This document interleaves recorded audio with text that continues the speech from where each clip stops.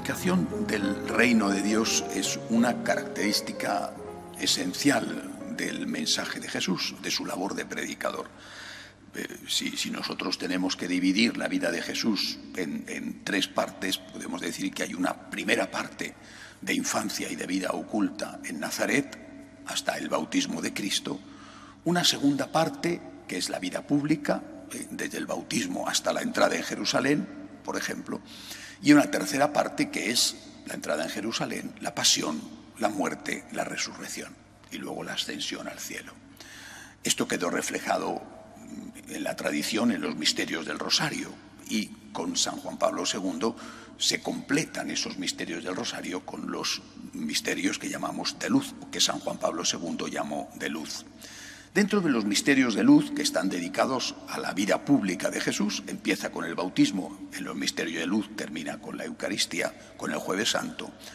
Dentro de los misterios de luz, el centro del misterio, si os fijáis en los misterios del Rosario, en todo, cuando hay 5 cosas, hay una en el centro.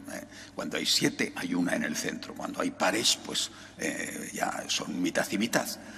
En todos los misterios, el centro del misterio, no digo que sea lo más importante, sino aquello a lo que se dirige la mirada. En los misterios de gozo es el nacimiento del Señor, en los misterios de dolor la coronación de espinas, es decir, la coronación de Cristo, de espinas, pero coronación. En los misterios de gloria, la venida del Espíritu Santo. Y en los misterios de luz, el centro de esos misterios se dirige a la predicación del reino. Pero hay una trampa aquí, hay una trampa. No, la trampa no está puesta por San Juan Pablo II, sino por nosotros. Una señora me comentaba, he leído los misterios, estoy viendo los misterios del Rosario que ustedes, los franciscanos de María, han puesto en su televisión. Acabamos de hacer una edición nueva, bellísima, y estoy viendo que no es lo mismo que hacemos en mi parroquia. Y me manda la fotografía de lo que están distribuyendo en su parroquia. Bueno. En su parroquia están distribuyendo los misterios del Rosario, lo cual es una cosa estupenda comparado con otras parroquias. Pero es muy típico el error de esa parroquia. Es general, de hecho, es casi absoluto. En el tercer misterio de luz se dice la predicación del reino de Dios por Jesucristo. Y ahí es donde está la trampa. Porque San Juan Pablo II no dijo eso. Dijo la predicación del reino y la llamada a la conversión. Esto se omite. No es casualidad. Es posible que ese párroco en concreto no se haya dado cuenta. No voy a acusar a una persona además que no conozco. Seguramente es un magnífico sacerdote que está distribuyendo el rosario entre sus fieles. Hablo de que esto es general. ¿Por qué se oculta deliberadamente, o en algún caso inconscientemente, esa parte tan importante del mensaje de Jesús? La llamada a la conversión. La llamada a la conversión es universal.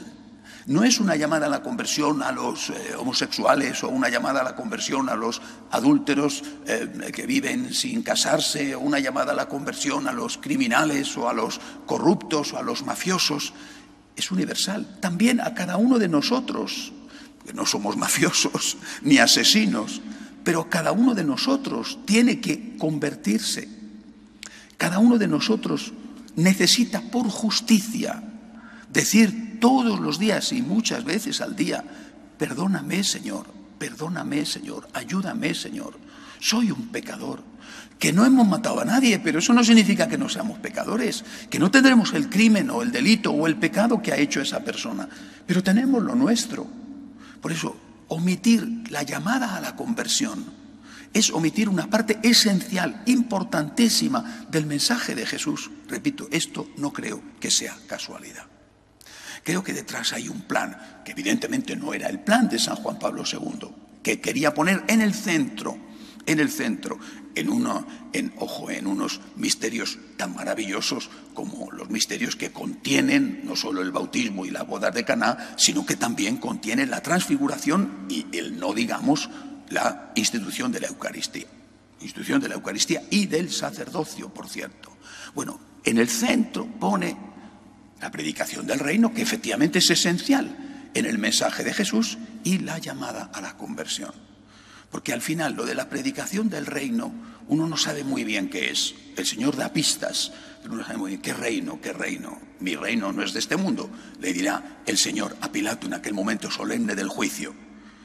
La llamada a la conversión sí que sabemos muy bien lo que es. ¿Cómo vamos a entrar en el reino? ¿Cómo vamos a entrar en el cielo?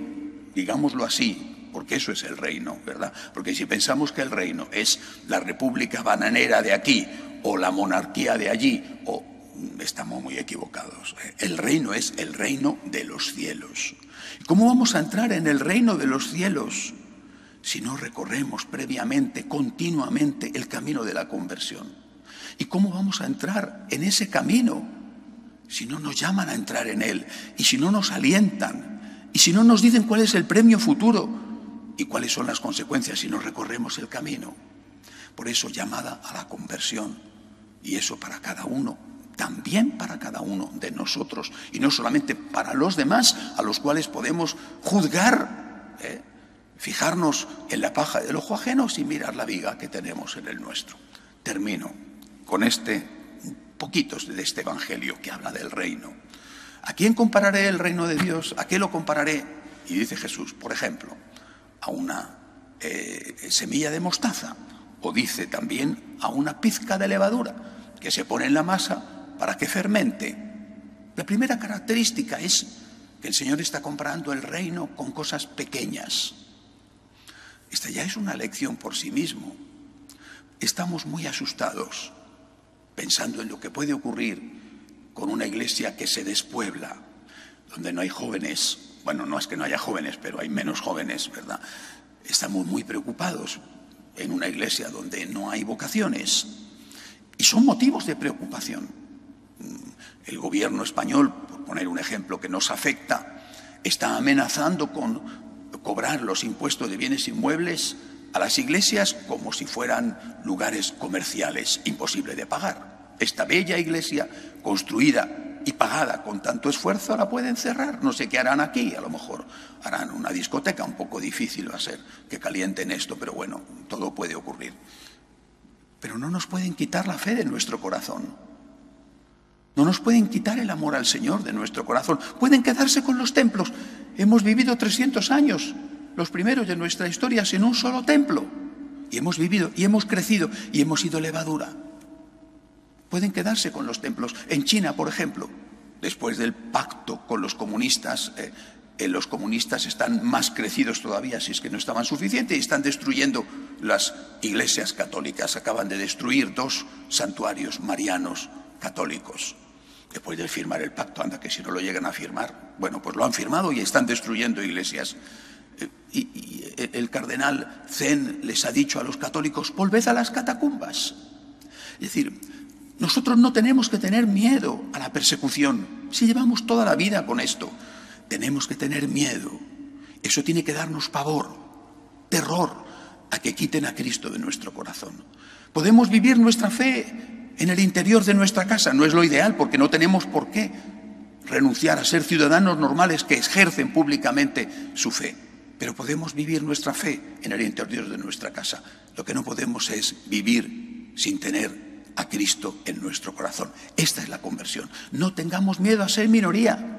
Tengamos miedo a dejar a Cristo, a renunciar a Cristo, a no seguir a Cristo. Pecadores que necesitan conversión, pero que quieren seguir a Cristo. Pecadores que se saben pecadores, pero que quieren seguir a Cristo.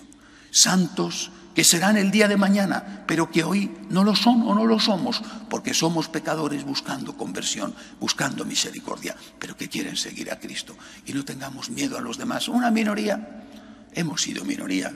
Empezó nuestro Señor. En la cruz estaba Él solo, con su mamá, con San Juan y con 2 o 3 mujeres. ¿Por qué tenemos que tener miedo a ser minoría? Lo que nos tiene que dar muchísimo miedo es a traicionar a Jesucristo. Que así sea.